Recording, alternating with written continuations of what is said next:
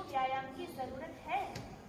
ये मैं सिर्फ बोलने के लिए नहीं कह रही हूँ, ये साइंटिफिकली प्रूव है। ये तो आपका मॉडर्न मेडिकल साइंस भी कहता है, वो भी आपको एक्सरसाइज के लिए कहते हैं। अब वो कहें, डॉक्टर्स कहें एक्सरसाइज के लिए कहा है तो हम मान लेते हैं, भाई हमारी पहले एक्सरसाइज हुआ करती थी, हम वैसे ही जीते थे, हम क्यों छोड़े अपनी संस्कृति? छोड़ दिया तो बीमार हो गए। हमारे शरीर में दो कारण से रोग होते हैं। एक लेस फिजिकल एक्टिविटी, हमारे शरीर के एक एक अंग को जितने व्यायाम की जरूरत है वो जब नहीं हो पाता तो उस शरीर के उस पर्टिकुलर ऑर्गन, उस अंग के जो कोशिकाएं हैं, उसके जो सेल हैं वो डैमेज हो जाते हैं, कमजोर हो जाते हैं। जब कमजोर हो जाते हैं तो उस अंग को बीमारी पकड़ लेती है। आप देखिए, आप कोई मशीन खरीद के लाएं घर में, उसको ना चलाएं तो खराब हो जाएगी ना। गाड़ी खरीद के लाएं तो उसको ना चलाएं तो इंजन खराब हो जाएगा। तो इसीलिए जब हमारे शरीर को हम खाली छोड़ते हैं, काम नहीं करवाते, हाथ को काम ना करवाए, पैर को काम ना करवाए, पेट को काम ना करवाए। चक्की जब पीसती थी ना माताएं तो पूरे पेट की एक्सरसाइज होती थी, पूरा आगे झुक करके, पीछे झुक करके, बगल से लेकर के, पीठ से लेकर के।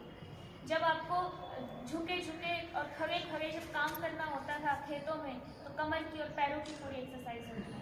लेकिन अब वो सारी चीजें नहीं रही। हमारे शरीर के एक एक अंग का व्यायाम नहीं हो पाता, इसलिए हमको बीमारी होगी। इसलिए क्या करना चाहिए?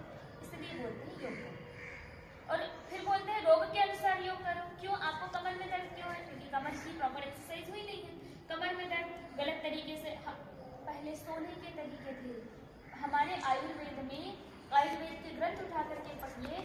आयुर्वेद में सिर्फ औषधियाँ नहीं है, आयुर्वेद में आपको देखना कैसे, आपको बोलना कैसे, आपको चलना कैसे, आपको बैठना कैसे, खाना कैसे, उठना कैसे, वाणी व्यवहार कैसा होना चाहिए, नहाते कैसे हैं, मंचन कैसे करते हैं, सिर कैसे धोते हैं, कहाँ से, पैर से शुरू करें, सर से शुरू करें, क्या करें, क्या खाएं, ठंडा खाएं, गर्म खाएं।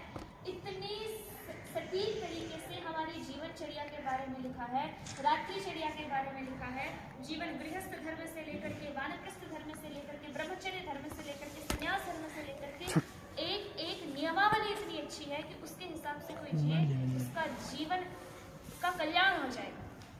लेकिन हम छोड़ दें अपनी संस्कृति को। पहले क्या होता था, जनमानस में बात फैली हुई थी कि अगर वो शास्त्र ना भी पढ़े, लेकिन पहले गुरु परंपरा थी, आचार्य परंपरा थी, लोग बाल्यकाल में गुरुकुल में पढ़ा करते थे।